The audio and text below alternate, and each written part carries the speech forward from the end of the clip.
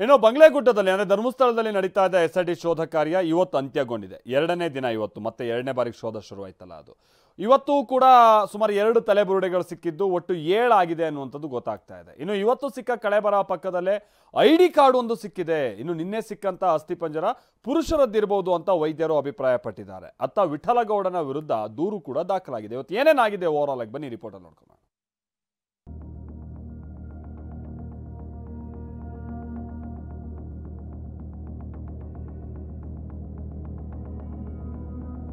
ಧರ್ಮಸ್ಥಳದ ಬಂಗ್ಲೆಗುಡ್ಡ ಕಾಡಲ್ಲಿ 7 ಅಸ್ಥಿಪಂಜರ ಪತ್ತೆ. ನಿನ್ನೆ 5, ಇವತ್ತು 2 ಅಸ್ಥಿಪಂಜರ ಪತ್ತೆ. ಶೋಧ ಅಂತ್ಯ. ಎರಡನೇ ಸ್ಥಳ ಮಾಜರಕ್ಕೆ ಹೋಗುವಾಗ ಕೆಳಗಡೆ ಎಣ್ಣೆಗಳ ರಾಶಿ ನಮ್ಮ ಕಣ್ಣಿಗೆ ಕಾಣುವಂಥದ್ದು ಒಂದು 5 ನನ್ನ ಕಣ್ಣಿಗೆ ಕಾಣಿದೆ. ಬಂಗ್ಲೆಗುಡ್ಡದಲ್ಲಿ ಶೋಧ ನಡೆಸೋದಕ್ಕೆ ವಿಠಲ್ಗೌಡ ಸಿಡಿಸಿದ್ದ ಈ ಬಾಂಬ್ ಬುರುಡೆ ಮ್ಯಾನ್ ಚಿನ್ನಯ್ಯನಿಗೆ ಬುರುಡೆ ತಂದುಕೊಟ್ಟಿದ್ದು ಯಾರು ಅಂತ SIT ಅಧಿಕಾರಿಗಳು ತನಿಖೆ ನಡೆಸಿದಾಗ ಸ್ಫೋಟಕ ವಿಚಾರ ಬಯಲಾಗಿತ್ತು. ಸೌಜನ್ಯ ಮಾವ ವಿಠಲಗೌಡನೇ ಬಂಗ್ಲೆಗುಡ್ಡದಿಂದ ಬುರುಡೆ ತಂದುಕೊಟ್ಟಿದ್ದ ವಿಚಾರ ಹೊರಬಿದ್ದಿತ್ತು. ಹೀಗಾಗಿ ವಿಠಲಗೌಡನನ್ನ ಬಂಗ್ಲೆಗುಡ್ಡಗೆ ಕರೆದೊಯ್ದು ಮಹಜರು ಮಾಡಲಾಗಿತ್ತು. ಇದಾದ ನಂತರ ವಿಡಿಯೋ ರಿಲೀಸ್ ಮಾಡಿದ್ದ ವಿಠಲಗೌಡ ಬಂಗ್ಲೆಗುಡ್ಡದಲ್ಲಿ ಹೆಣಗಳ ರಾಶಿ ಇದೆ ಎಂದಿದ್ದ. ಅಲ್ಲೇ ಒಂದು 3 ಮನುಷ್ಯರ ಕಲೆಬರವು ಸಿಗುತ್ತೆ ಅಲ್ಲೇ ಪಕ್ಕದ ಒಂದು 10 ಫೀಟಲ್ಲಿ. ನಂತರ ಎರಡನೇ ಸ್ಥಳ ಮಾಜರಕ್ಕೆ ಹೋಗುವಾಗ ಕೆಳಗಡೆ ಎಣ್ಣೆಗಳ ರಾಶಿ ನಮ್ಮ ಕಣ್ಣಿಗೆ ಕಾಣುವಂಥದ್ದು ಒಂದು 5 ನನ್ನ ಕಣ್ಣಿಗೆ ಕಾಣಿದೆ. ವಿಠಲಗೌಡ ಹೇಳಿಕೆ ಆಧರಿಸಿ ಬಂಗ್ಲೆಗುಡ್ಡದಲ್ಲಿ ಶೋಧ ನಡೆಸಿದಾಗ SITಗೆ ಒಟ್ಟು 7 ಅಸ್ಥಿಪಂಜರಗಳು ಸಿಕ್ಕಿವೆ.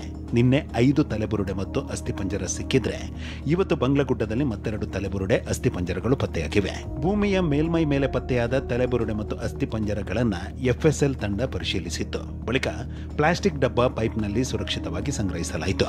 ವಾಕಿಂಗ್ ಸ್ಟಿಕ್ ಸಹಿತ ಸ್ಥಳದಲ್ಲಿ ಸಿಕ್ಕಿರುವ ಹಲವು ವಸ್ತುಗಳನ್ನು ವಶಕ್ಕೆ ಪಡೆಯಲಾಯಿತು. ಇವತ್ತಿನ 3 ಗಂಟೆಗಳ ಕಾಲ ಬಂಗ್ಲೆಗುಡ್ಡ ಕಾಡಲ್ಲಿ SIT ಶೋಧ ಕಾರ್ಯ ಮುಗಿಸಿತ್ತು.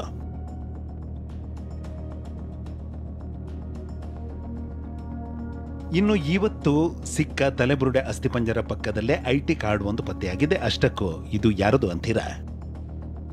ಇವತ್ತಿನ ಶೋಧದ ವೇಳೆ ಸಿಕ್ಕ ಅಸ್ಥಿಪಂಜರದ ಬಳಿ UB ಅಯ್ಯಪ್ಪ IT ಕಾರ್ಡ್ ಪತ್ತೆಯಾಗಿತ್ತು. ಕೊಡಗು ಜಿಲ್ಲೆ ಪೊನ್ನಂಪೇಟೆ ತಾಲೂಕಿನ ಟಿ ಶೆಟ್ಟಿಗೇರಿ ಗ್ರಾಮದ UB ಅಯ್ಯಪ್ಪ ಎನ್ನಲಾಗಿದೆ. ಮೈಸೂರಿನ ಆಸ್ಪತ್ರೆಗೆ ಚಿಕಿತ್ಸೆಗೆಂದು ತೆರಳಿದ್ದಾಗ ಅಯ್ಯಪ್ಪ ನಾಪತ್ತೆಯಾಗಿದ್ದ. ಈ ಬಗ್ಗೆ ಕುಟುಂಬದವರು ಕುಟ್ಟ ಪೊಲೀಸ್ ಠಾಣೆಗೆ ನಾಪತ್ತೆ ಕೇಸ್ ದಾಖಲಿಸಿದ್ರು. ಅಸ್ಥಿಪಂಜರದ ಪಕ್ಕದಲ್ಲೇ ಹಿರಿಯ ನಾಗರಿಕರ ಕಾರ್ಡ್ ಪತ್ತೆ. ಮೇಲ್ನೋಟಕ್ಕೆ ಇದು ಪುರುಷರ ಬುರುಡೆ ಎಂದಿರುವ ವೈದ್ಯರು. ನಿನ್ನೆ ಬಂಗ್ಲೆಗುಡ್ಡದಲ್ಲಿ ಶೋಧ ನಡೆಸುವಾಗ SIT ತಂಡದಲ್ಲಿ ತಜ್ಞ ವೈದ್ಯರು ಇದ್ರು. ಮೇಲ್ನೋಟಕ್ಕೆ ಬುರುಡೆ ಮತ್ತು ಮೂಳೆಯನ್ನು ಪರಿಶೀಲಿಸಿದಾಗ ಇದು ಪುರುಷರದ್ದು ಅಂತ ವೈದ್ಯರು ಅಭಿಪ್ರಾಯಪಟ್ಟಿದ್ದಾರೆ.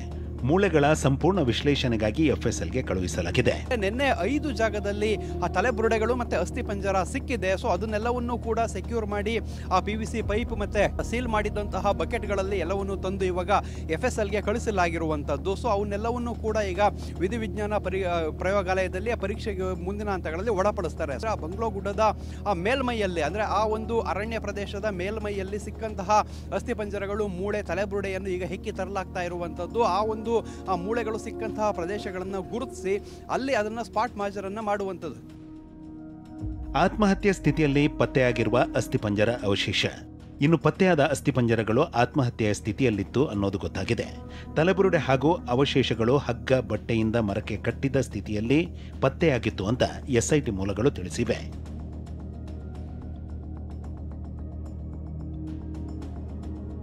ಜಡ್ಜಿ ಎದುರು ಹೇಳಿಕೆ ದಾಖಲಿಸಲು ಬುರುಡೆ ಚಿನ್ನಯ್ಯನನ್ನ ಶಿವಮೊಗ್ಗ ಜೈಲಿನಿಂದ ಬೆಳ್ತಂಗಡಿ ಕೋರ್ಟ್ಗೆ ಕರೆತರಲಾಯಿತು. ಬೆಳ್ತಂಗಡಿ ಜಡ್ಜ್ ವಿಜಯೇಂದ್ರ ಎದುರು ಚಿನ್ನಯ್ಯ ಹೇಳಿಕೆ ನೀಡಿದ್ದಾರೆ.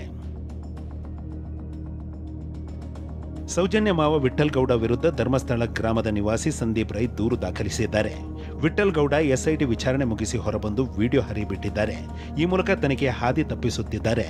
ಅವರ ವಿರುದ್ಧವೇ ತನಿಖೆ ಆಗಬೇಕೆಂದು ದೂರಿನಲ್ಲಿ ಉಲ್ಲೇಖಿಸಿದ್ದಾರೆ. ಮತ್ತೊಂದೆಡೆ ಧರ್ಮಸ್ಥಳದಲ್ಲಿ ನಡೆದಿರೋ ಅಸಹಜ ಸಾವುಗಳ ಬಗ್ಗೆ ತನಿಖೆಗೆ ಆಗ್ರಹಿಸಿ CPIM ಮುಖಂಡ BM ಭಟ್ ದೂರು ನೀಡಿದ್ದಾರೆ. 20 ವರ್ಷಗಳ ಅಸಹಜ ಸಾವುಗಳ ತನಿಖೆಯ ಉಲ್ಲೇಖಿಸಿ ಬೆಳ್ತಂಗಡಿಯಲ್ಲಿರುವ SIT ಠಾಣೆಯಲ್ಲಿ ದೂರು ನೀಡಿದ್ದಾರೆ. ಪೃಥ್ವಿರಾಜ್ ಜೊತೆ ಅಶೋಕ್, TV9 ಧರ್ಮಸ್ಥಳ.